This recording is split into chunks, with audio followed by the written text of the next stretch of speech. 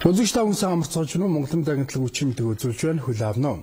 Монгол улсын үндсэн хууль болон хүний эрхийг хамгаалах үүрэгтэй үндсэн хуулийн цэцгийн анхны дарга бол Монгол улсын гавьяат хуульч Галдангийн совд юм а.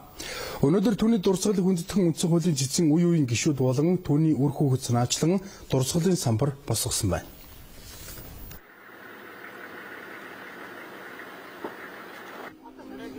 Монгол улсын үндсэн хуулийн цэцгийн ордны гадна талд байрлуулсан энэ самбар гавьяат хуульч совдын үндсэн хуулийн батбэх байдалд оруулсан олон жилийн уйггүй хөдөлмөрийн үр дүн юм. Түүнд зориулсан дурсгалын самбар үзэсгэлэнгийн танхимыг нээсэн нь үндсэн хуулийн 21 жилийн ойгоор олон түмэнд хүрэх боломж олгож байгаагаараа онцлог юм. Бидний ер нь гол барааддаг, түшдэг хүмүүсийн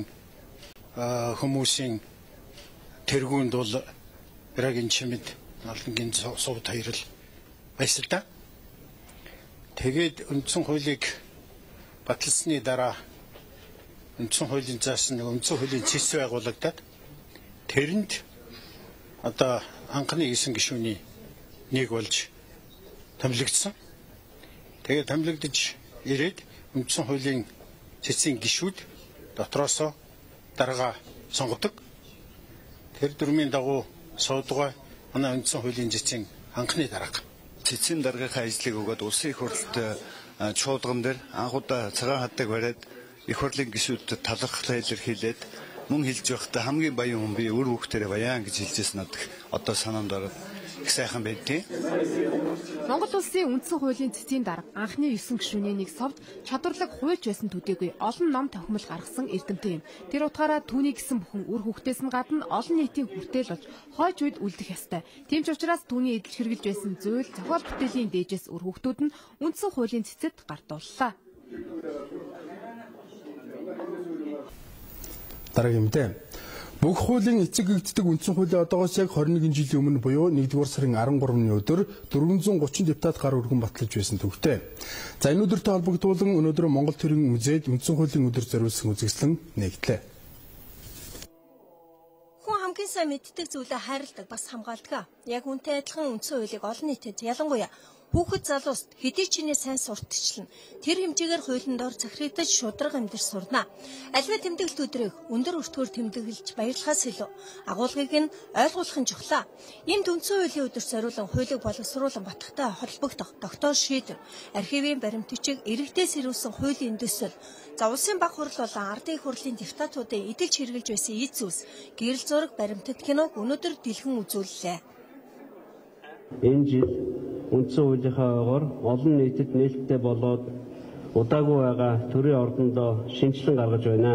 Тухайн үеийн үндсэн хуулийг боловсруулах комиссд эрдэмтэн мэргэд олон нийтээс ирүүлсэн санал зөвлөгөө, ардын их хурл, улсын баг хурлын хуралдааны тэмдэглэл зэрэг нь эдгээр үндсэн хуулийг сурталчлах, түүхийг нь судлан тогтооход шууд их сурвалж болох тул архив, музейн сан хөмөргөөс эдгээр үн цэнтэй баримт материалуудыг дэлгэн үзүүлж байна. Монголчуудын түүхэндээ 4 удаа үндсэн хуулиа шинжилэн баталсан. Эхний 3 үндсэн хууль нь ангич, намч, марксист-ленинист үзэл баримтлалыг гол болгосон хуулиуд байсан. За харин 1992 оны 1-р сарын 13-нд баталсан орчин цагийн үндсэн хууль бол Монгол улсыг нийт хүн амыг анги давхраг, үзэл бодол, өмч хөрөнгөөр нь ялгуурлахгүй, нийтлэг эрх ашигыг нь хамгаалж, хүн төрөлхтний хөгжлийн ерөнхий зарчмыг гол үзэл баримтлал болгосноор арчилсан үндсэн хууль гэсэн тодтголтой. Энэ хуулийг батлахын тулд Монгол улсын насанд хүрсэн нийт хүн амын 75% нь санал асуулганд оролцож, за 200 мянга гаруй санал иргэдээс ирж, Монгол орны бүх аймаг Улаанбаатар хот гээд газар зүүн байршил болон ажил мэргэжлийн бүх төлөөллийг хамруулсан 430 депутат ажлын 60 гаруй хоног хуралдаж, за 2 удаа зүйл бүрээр нь хуралдаж уталсан олонхын санал дээр батлагдсан үндсэн хууль гэдгээрээ онцлог гэж хэлж болно. Одоо үзэгч та бүхэнд орчуулагч редактор Цэрэнжийн бэлтгэсэн дэлхийн мэдээг танилцуулъя. Бразил улсын Рио де Жанейро хотод дэлхийн хөдөлмөрийн аврах шалгууруулах тэмцээнийг зохион байгуулахаар төлөвлөсөнтэй холбогдуулан гэмтэргийн тоогоор дэлхийд тэргүүлэгчийн хотын стратегийн их тодголтой 12 цэгт аюулгүй байдлыг хамгаалах ажилтны 80 камерыг байршуулсан байна. 24 цагийн туршид тасралтгүй гудамж талбайн хөдөлгөөнийг хянах дүрс бичлэгийн энэ камерын тусламжтайгаар гэмт хэрэгээс урьдчилан сэргийлэх үйл ажиллагааг дээшлүүлнэ гэдэгтээ хотын захиргаа итгэлтэй байна. Гэмт хэргийн тоогоор улстай тэргүүлэх Рочина дүүрэг нь 70 мянган оршин суугчтай, за энтхийн цагдаагийн хүчний төлөөлөгчд нь явганаар болон мотоциклаар эргүүл хамгаалалт хийдэг хүн хүчний хүрэлцээс сул байдгаас шалтгаалan элдв төрлийн гэмт хэрэг тасардаггүй байна. Иймээс хотын захиргаа энэ дүүрэгт тус бүр нь 860 оршин суугчийг хянах 360 хэм эргэх чадвартай ажиглалтын хэд хэдэн камерыг суйрлуулад байна. Энэ дүрс бичлэгийн камеруудын тусламжтайгаар хотын хэмжээнд гарах гэмт хэргийн тоон үзүүлэлтийг 5 орчим хувиар бууруулах боломжтой гэсэн тооцоог мэргэжилтнүүд хийсэн байна. Их Британий хамгийн өндөр барилгааныг болох Шард эх 2 дугаар сарын 1-нд Лондон хотноо нээлттэй хийх гэж байна. Пирамид хэлбэртэй энэ барилга нь нийтдээ 309 метрийн өндөртэй учраас зөвхөн улстай төдийгүй Европын холбооны хэмжээнд ч хамгийн өндөр цамхаг болж байгаа юм а. Энэ цамхагийг бүтээхэд нийтдээ 11 мянган дөрвөлжин шилийг ашигласан нь хөл бөмбөгийн 8 талбайтай тэнцвүүц хэмжээтэй байгаа юм. За барилгын үүдэн хэсэгт нь суйрлуулсан тоон технологийн дэлгэцнээ Лондон хотын түүхийн үйлчлэлийг харуулсан 140 гаруй төлөөлөгч барилга байгуулалтын төлөвлөгөө зэргийг үзүүлж байгаа бол цамхаг 33 дугаар давхрын шалгыг Лондон хотын замын зураглалаар чимэглэсэн нь олонний анхаарлыг татгцгийн нэг болгож байгаа юм а. Энэ цамхагийн 68 дугаар давхраас иргэд 65 км-ийн зайтай газрын ойр орчмыг толдон харах, за анхны цахим телескопикч байрлуулсан зэрэг олон төрлийн шилдэг шийдлийг багтаасан учраас аялагчид жуулчдын анхаарлыг татах болно гэж зохион байгуулагчид нь өгүүлж байна.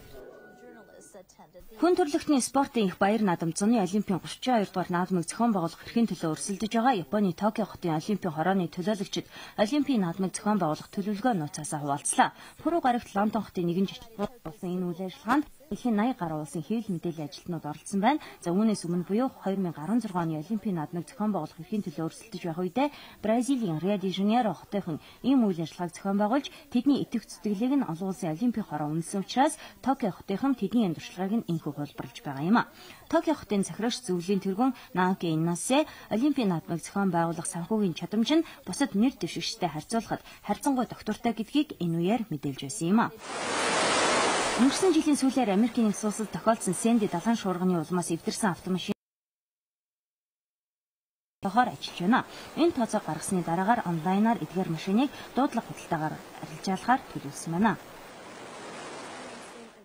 Израиль улсад сүүлийн 20 жил ороогүй их хэмжээний цас орж гигэн хот хэмээн нэрлэгддэг Иерусалим хотын өнгө төрхийг өөрчлөөд байна. Пүрэв гарагт гэхэд 15 см-ийн цуцаантай хур тундас орсон юм. За үүнээс өмнө буюу 1992 онд энэ хотод орших Исламын шашны хуучин хот хэмээн нэрлэгддэг. За дэлхийн соёлын өвд бүртгэлтэй сүмийн алтан дээвэр нь засанд хучигдж байсан төвхтэй юм а. Цас орсноос шалтгаалan энэ удаад хэдэн цагийн туршид автозамын төвжөөс ч олон нийтийн тээврийн үйлчлэгээ туслагдахад хүрсэн ч иргэд гудамж талбай цэнгэлт хүрээлэндээ цуглацгааж засан хүн хийх засаар өөр хоорондоо байлдах зэргээр хөгжилцгөөсөн юм а. Одоо үзэгч та хүн өргөжлүүлэн ус цагур хөрөлнгөөс сэрүүлсэн ойр өдрүүдийн цагаар үржилсэн мэдээг хүлээн авч үзсэн.